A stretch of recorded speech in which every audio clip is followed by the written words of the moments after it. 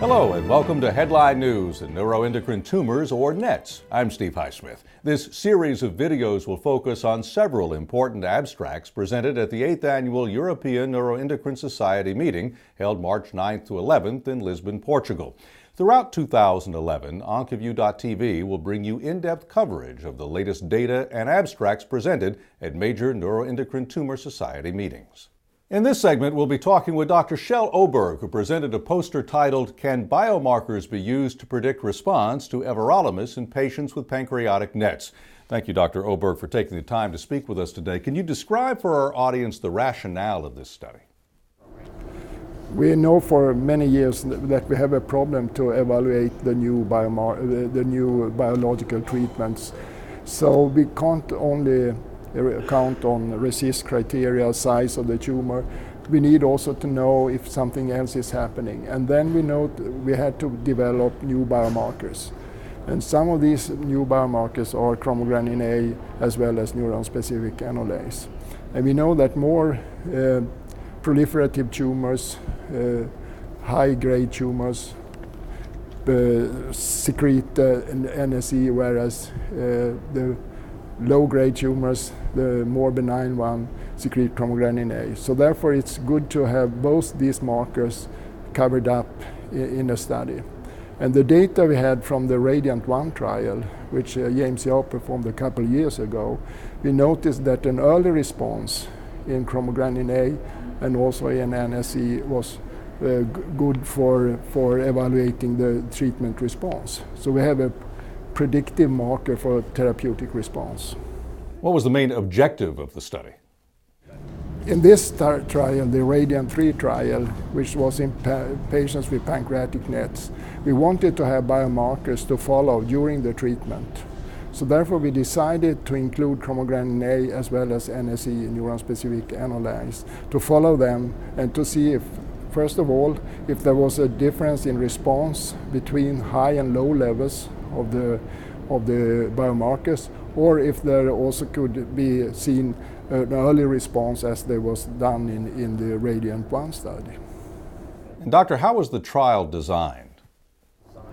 It was a randomized trial where patients with pancreatic neuroendocrine tumors, 410 patients, were randomized to either Everolimus 10 mg per day or placebo. And they were treated until progression or side effects. And Dr. Oberg, what can you tell us about the results so far of the trial? The end results of this trial was that there was a significant difference in progression-free survival between the placebo group and the treated group with Afinitor or Everolimus. And there was a 6.4 longer PFS in the treatment arm than in the placebo arm. And there was a 65% reduction of risk of progression with the treatment arm. Why did you conduct a biomarker analysis for this study? We know from previous studies in these diseases, the pancreatic NETs, midgut carcinoids, that we can not only rely on tumor size, on evaluating tumor shrinkage by RECIST 1.1 criteria.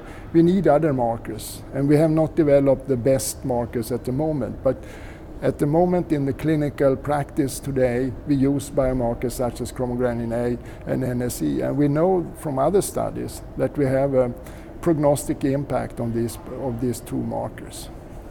Dr. Oberg, why are CGA and NSE such important biomarkers? Both of these substances are produced by the tumor cells, and they are stored within the tumor cells in so-called secretory granules. And if there is a high-grade tumors, a very malignant type of tumors, they are more prone to secrete NSE, but not so much chromogranin A. Whereas if you have a low-grade tumor, a more benign type, then they secrete chromogranin A instead of NSE. So therefore it's good to have both of them. Did CGA and NSE levels predict for everolimus? In other words, did they benefit patients with pNETS? In this study, we could clearly demonstrate that with the higher levels of chromogranin A as well as NSE, the PFS was shorter in this group of patients. That is true both for placebo group and for the treated group. So it is a prognostic implication when you use these drugs and follow these patients. Were you able to gain any insights for biomarkers in the prognosis of patients with pNETs? From the current biomarkers we are using, we get some insight, but of course they are not the best one. We had to develop new ones in the future. Dr. Oberg, what does this tell us and where do we go from here?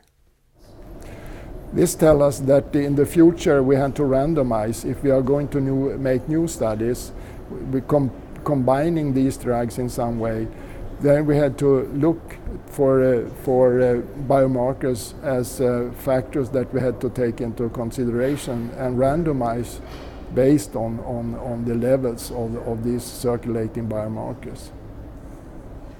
Well, Doctor, thanks for sharing your insights with us. That's Dr. Kjell Oberg, who presented a poster titled, "Can Biomarkers Be Used to Predict Response to Everolimus in Patients with Pancreatic NETs?" We thank all of the experts who participated in this edition of Headline News in NETs. I'm Steve Highsmith. Be sure to watch coverage on the latest news in NETs right here on Oncology.TV.